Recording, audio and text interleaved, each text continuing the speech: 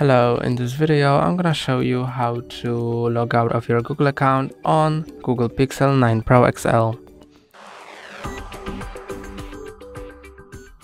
To log out of your Google account, first go to settings, then go to passwords, passkeys and autofill and click on your Google account you want to remove and click on the remove account, OK. Then verify with your fingerprint or password.